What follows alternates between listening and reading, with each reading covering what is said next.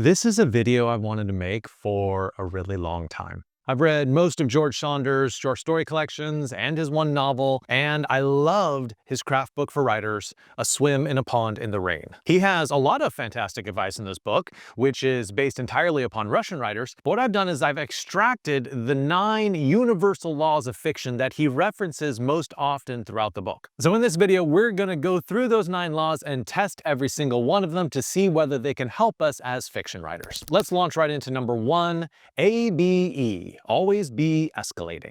George Saunders says that the main difference between an anecdote, meaning like something you just hear your buddy say at the bar, and a true story is escalation. Now, what is escalation? He defines it as a refusal to repeat beats. What he means is a good story doesn't just repeat the story beats, but takes them up a notch each time. So ask yourself whether your story looks more like a flat plane or whether it looks more like a staircase where every single level of the story is advancing one level higher with higher stakes and more advanced storylines. Now, as an editor, the place I see A.B.E. fail most often is with any kind of romantic storyline. Authors will escalate up to, say, kissing between the two characters, and then they'll just stay in a holding pattern for like 6-7 chapters. But let's look at a good example of escalation from a famous movie, Jaws. We start with a shark killing a swimmer at night, and then the story escalates to the shark killing a kid on a public beach during the day. And then the shark kills a fisherman in an estuary. He's expanding territory, not just in saltwater, but also in fresh now. And when people go out to try to kill the shark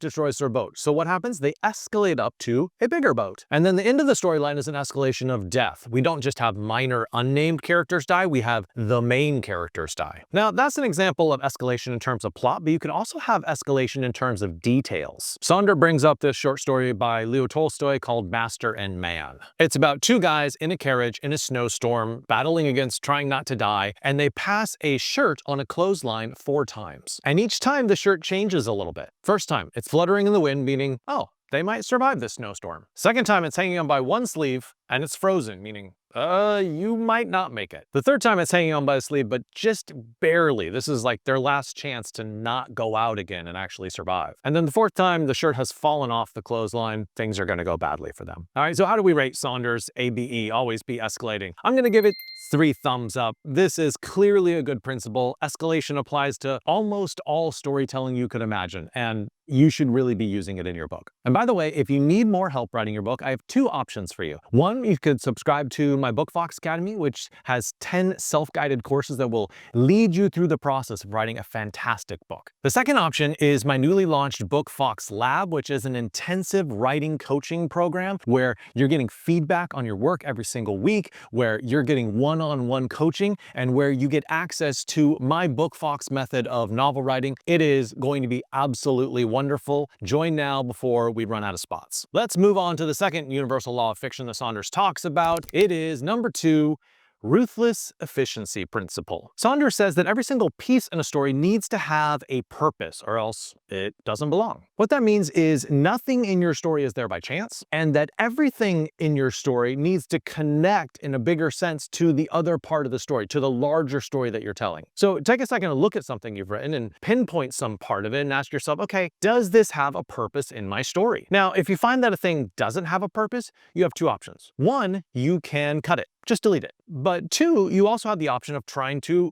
give it a purpose, trying to fit it into the narrative in some bigger sense. But we're talking very abstractly. Let's talk concrete. Let me give you 2 examples where things that seem to be rather minor details, minor objects, end up being very, very significant to the story. Look at The Lottery by Shirley Jackson. There is a pile of stones that children are playing with in the beginning of the story, and we think, oh, they're just rocks, they're just kids playing. And there's also a black box, which appears very old and very shabby, and you might not even give it a second glance in the story. But when you get to the end of the story and you realize the horrific ending and you see the role that those stones play and that black box plays, you're like,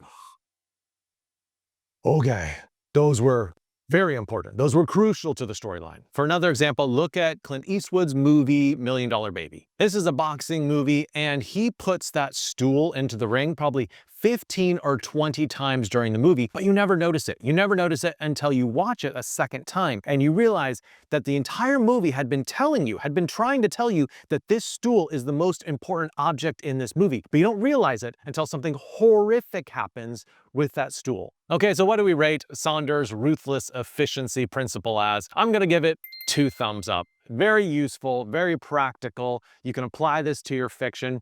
It's great craft advice. Now, this next point of Saunders is a little bit more of an iffy one. It is number 3. Plot your book with self-contradictions. So Saunders says that if one chapter of your book expresses a certain idea, then the next chapter of your book might contradict that idea in some way. So he's suggesting a story structure of kind of point, counterpoint, point, counterpoint. You advance an idea and then you say, well, on the other hand. Now he bases this idea on a short story called Gooseberries by Chekhov.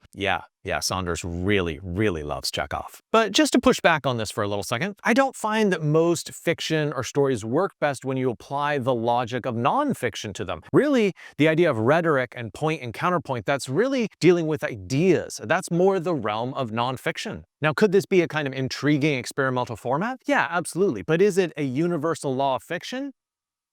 I'm gonna have to say no. So sorry, Saunders, for this one, we are going to give it a thumbs down. So now let's test Saunders' point number 4, ritual, banality, avoidance. So what is banality? It's something that's just so unoriginal that it ends up being obvious and boring. Saunders says that in storytelling, there's a golden rule, that good authors make sure that the easy solutions don't work. And for an example of this, he talks about a Chekhov story called In the Cart. And I'll summarize the plot for you. There is a woman who is lonely, and then a man comes along. Now, what do you think the easy narrative solution is in that case? I mean, 99% of writers are going to have that man be the solution to the woman's loneliness. They're gonna get together. But that's not what happens in the story. And what Saunders argues is that if you deny yourself the easy, obvious solution in your storytelling, a better one will present itself. So here's a little exercise wherever you are in your novel. Write down the most obvious thing that would happen next. And then cross it off.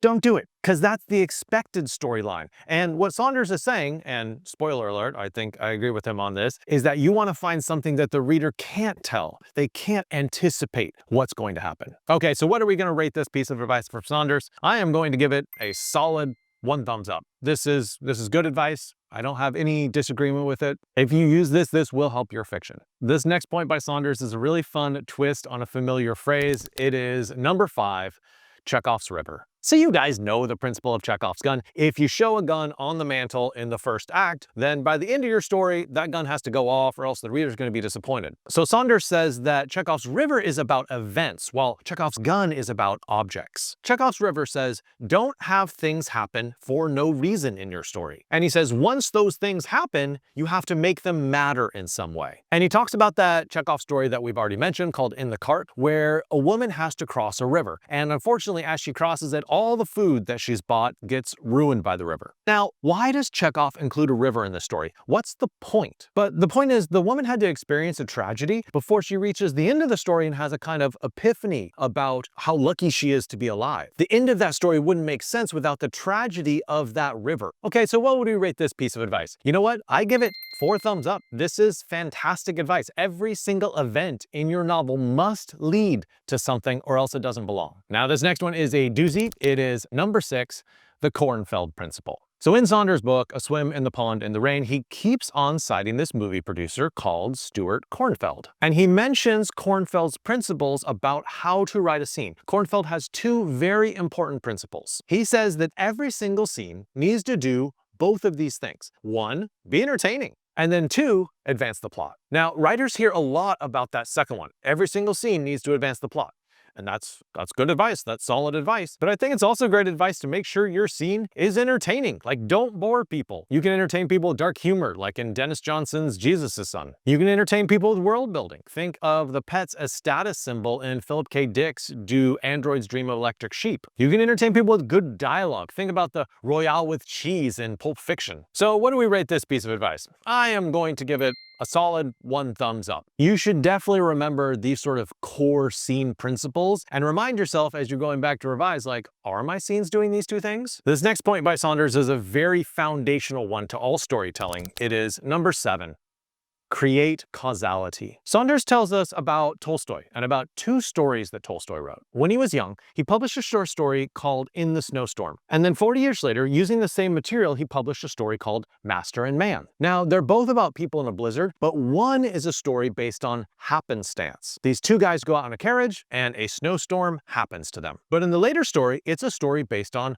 causation. They know the storm is coming, and yet they still go out in it because of greed. They want to close a land deal. So why is the second story so much better than that first story? With the second story, you have a decision, you have motivation, and then you have a consequence. Spoiler alert, they don't survive the snowstorm. Bad stories work by sequence. This happens, and then this happens, and then this happens. While good stories work by causation, like dominoes. This makes the next thing happen, which makes the next thing happen, which makes the next thing happen. Make sure that whatever your characters do or think, that it has an effect on the very next link in the storyline. You can also handle this in revision, that if you discover there's been some sort of event without what I call a trigger event that caused it, then you need to go back and create that trigger event to cause the next thing. So do we agree that causality is a better storytelling principle than happenstance? Absolutely. Saunders, you killed it again. I'm giving this one 2 solid thumbs up. Saunders' next universal storytelling principle is a very intriguing one. It is number 8, patterns with variation. So in addition to editing novels, I've edited a bunch of children's books. And that is a genre where you can definitely see strong patterns. Think about Going on a Bear Hunt, where it's almost the same phrase repeated every single page. Think about Dr. Seuss's Green Eggs and Ham. I will not eat them in the rain. I will not eat them on a train. Or even think of The Three Little Pigs. That is a story based on patterns, a series of 3 patterns. Now, when you're writing for children, those patterns can be very similar or even identical. But when you're writing for adults, and this is what Saunders points out, that your variations need to be stronger. So Saunders looks at another Chekhov story. I warned you he loved Chekhov. This guy's like in love with Chekhov. This story is called The Darling. So the story follows a really simple pattern. A woman falls in love 3 times, and those loves come to an end 3 times. But, and this is Saunders' point, every single time in the pattern, the relationship is completely different. Still, the pattern is pleasing because it provides expectations for the reader. We're like, oh, she's falling in love again. I hope it works out better than last time.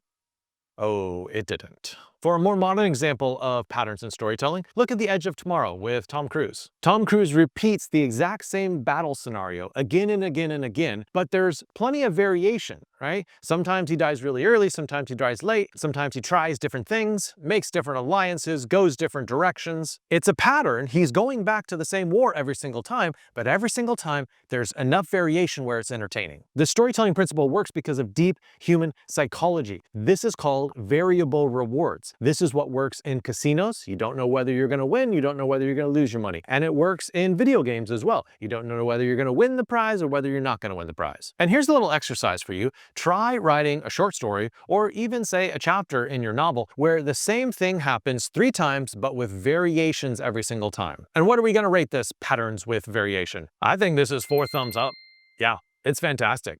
Use it in every story you tell. Now it's time for the very last universal law of fiction. It is number 9, 3 levels of facts every writer should use. So Saunders says that when you give a fact in your story, it makes the reader believe in the world of your story. But he says that there are 3 levels of fact-telling, and too many amateur writers stay at the first level and don't graduate up to levels 2 and 3. The first level would be the tea kettle sat on the table. Okay, the reader instantly believes in the tea kettle and in the table. We can see it. Good. You've created a fictional world, but you shouldn't stay there. Let's look at level 2. The maid carried the dented red kettle to the table. Okay, now we've combined a fact with an action, and now it's even more vivid in our brains. But wait, that's only level 2. Let's look at the 3rd level of using facts in your fiction. Now, this is an actual sentence from Tolstoy. After flicking with her apron the top of the tea kettle, which was now boiling over, the maid carried it with an effort to the table, raised it, and set it down with a thud. So now we have facts, now we have action, and we also have this richness of detail that makes us totally believe in what's happening in this scene. But just let me get a caution here.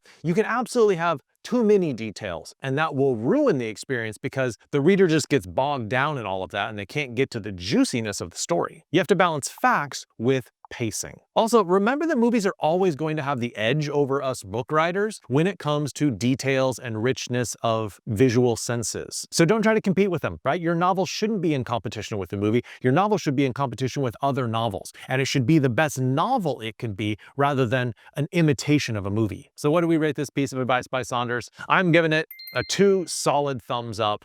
It's good advice. You should absolutely use it. And if you want help with your writing project, you need some coaching to get you over that finish line, don't forget to check out Bookfox Lab. It will be the best decision you've ever made as a writer. The link is in the description. Check out that page and ask me any questions you have.